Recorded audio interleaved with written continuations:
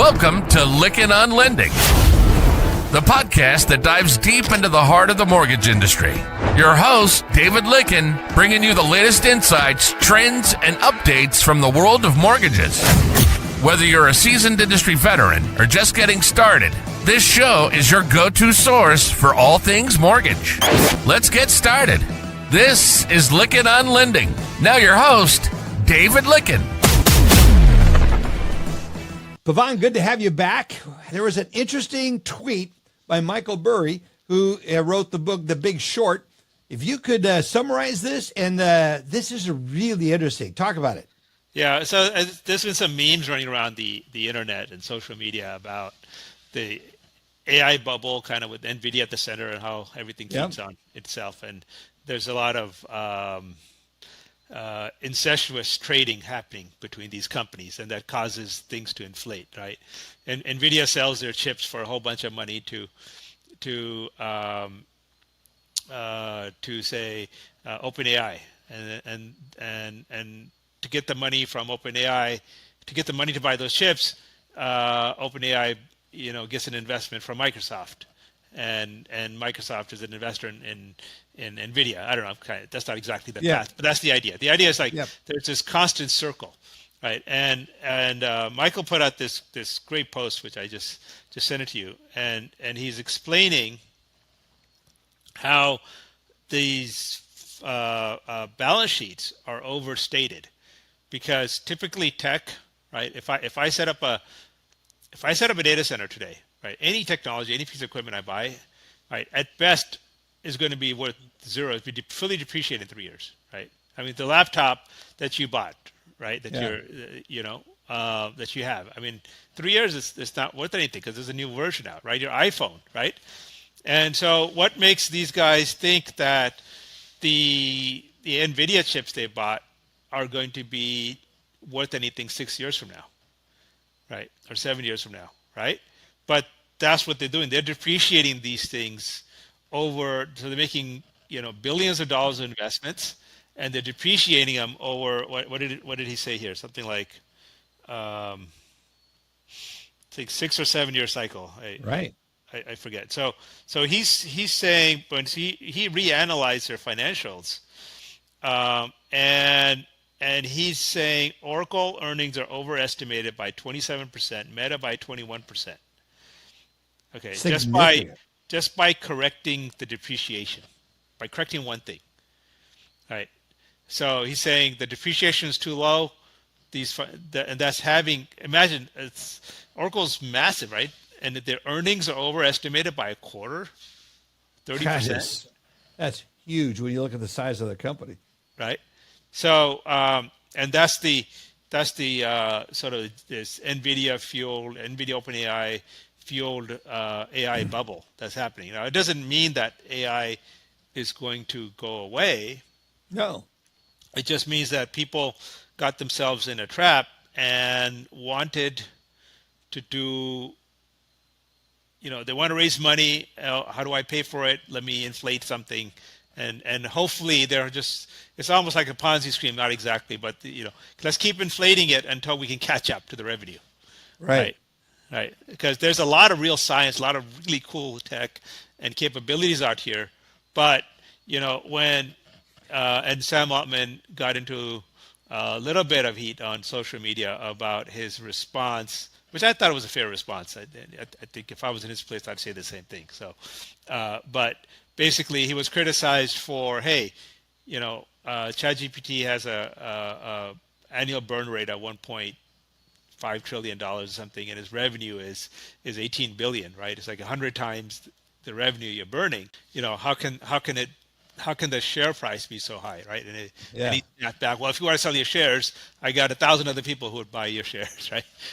Decent response. I mean, I respect him for that, but still, you got to still look at the fundamental numbers. How is it, possible?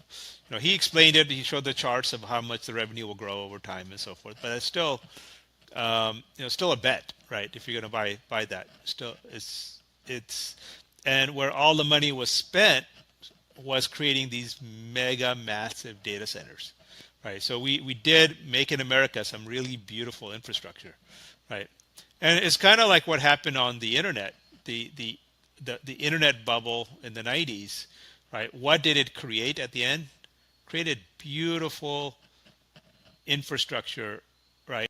High speed data infrastructure across the world, right? That's Right. what the internet bubble, right? All of these money being spent on different apps to feed back in, and ultimately it went into a few companies that were building the infrastructure. They need to get paid somehow for the infrastructure, and that's how they were paid. The same thing's happening here. We need this data center infrastructure, and I'm so glad we're building in America. So that's the good thing, right?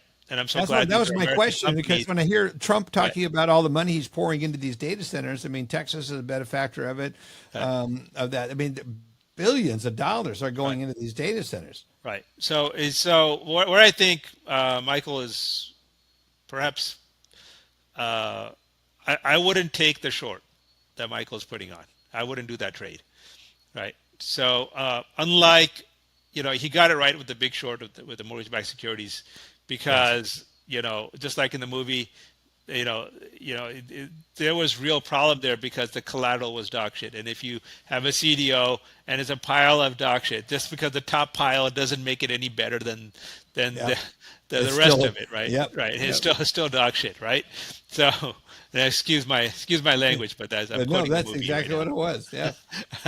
It's a straight quote from the movie. Yep. So the so the underlying collateral of the CDOs was bad, really bad collateral. Okay, um, this is different, right? So that's why I wouldn't take the short, because this underlying collateral is not bad, right? These data centers are massive utility and they are really good, and and it's great that America has the capital and the capital system where these things can be built, right? Are they overvalued? Probably.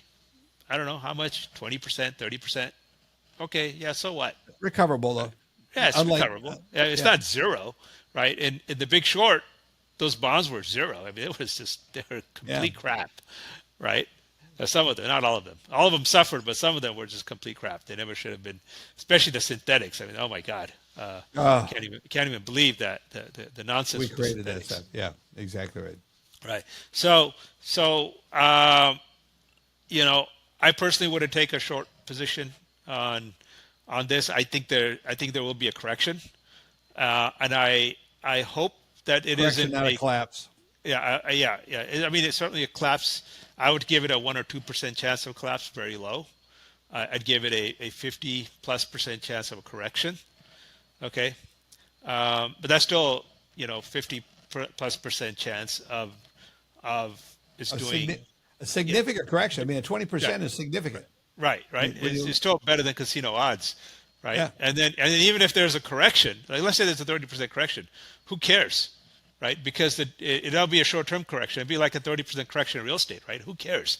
I mean, I've owned real estate, because the so much real macro estate trend is for still, decades, yeah, it's the macro trend is still right? very bullish. Yes, exactly. So that's my pitch for OpenAI, and go ahead and buy their stock. I That's don't own any good. OpenAI stock, so I can say that.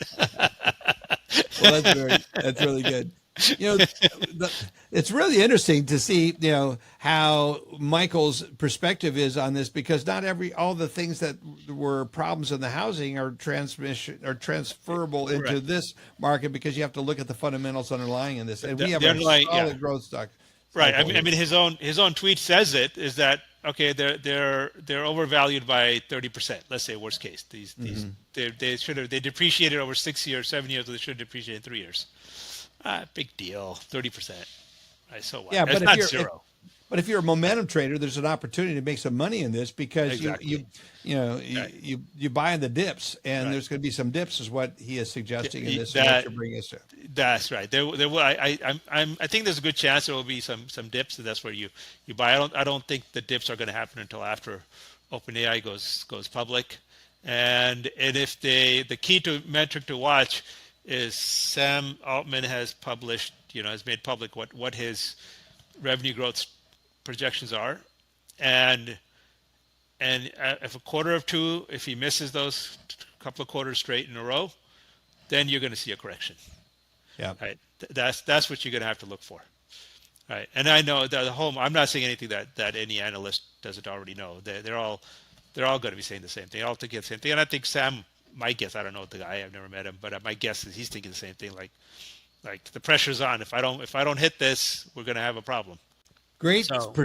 Great. Thank you so much for bringing that to our attention. That is really interesting, as you said, and look at where the value of the stocks and the investments are, but you're still long-term bullish on this whole sector. Because I mean, I'm bullish because I'm living it, right? And I'm seeing that like when we're able to produce loans now, I think right now, so we're down to like $100 a loan cost. Wow. End-to-end cost, right? We last time, we talked about cost per loan, we were on the $150, $200 range. Now I haven't checked, but I'm pretty sure we're at the $100 range right now. It's just like our cost. And we're still by, and the NBA. We were at the NBA annual here in Las Vegas when you were doing your event the night before, or the day before. Mike Frantoni and Marina got up there talking. We're still in the $5,000 range of what the average cost is for the average lender out there. We are at an inflection point. When you have companies like Celigence bringing that kind of value, crushing the cost, it's going to have a transformative effect. It's going to have a dramatic effect at the right point. Yep. And brokers, our brokers, our loan officers tell us all the time, you guys your pricing is incredible, right? We're not, at this point, we're not number one across everything, right? But we have, stay tuned. We got some cool stuff coming. We will be soon. So all the brokers watching, if you haven't jumped on this trend and become one of our founding partners, you're going to miss out. And the best thing is, we talked about the last podcast, when you do, the more you jump on and get others involved, you get tokens. When you get tokens, you get real value that could come back and save you, thousands of dollars in appraisal costs and credit reports and all the other appraisal costs, credit reports.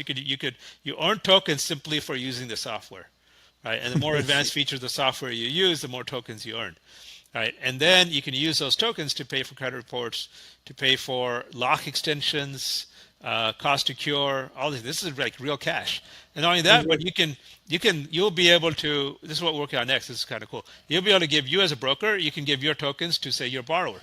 All right, and then your borrower can use those tokens to apply towards a mortgage payment or late fees or anything like that, right? So, so we're creating this whole ecosystem around these tokens. So this.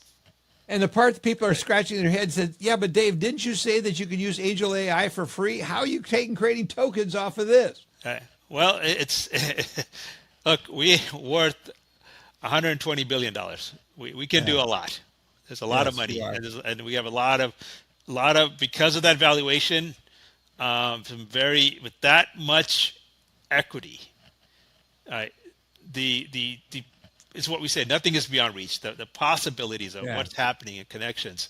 That's why I was saying, I said, just watch. Very soon we're going to be number one pricing across the board, from non-QM to agency loans, and we're going to be able to do that and still make lots of money along the way, right? Because you just get because your cost structure is so low. The more cost structure is so low, and when your capital base is that large, you have certain economies of scales that no one can be able to touch. Yeah. Congratulations, Pavan. I'm so excited about this. Appreciate you being back here with an AI update, talking about Michael's latest text. It's overall looking good. Got some correction possibilities. So thanks for being here with us. Thank you. Folks, thanks again for tuning in on this latest episode of the AI Update with Pavan Agarwal, sponsored by Angel AI. Good to have you with us. Share this around. There's some great content in this one. Appreciate you. You've been listening to Lykken on Lending.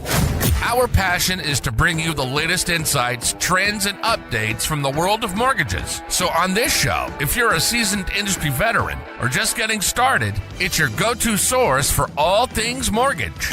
We hope you've enjoyed the show. We'll be back soon. Take care, and we'll see you next time on Lykken on Lending.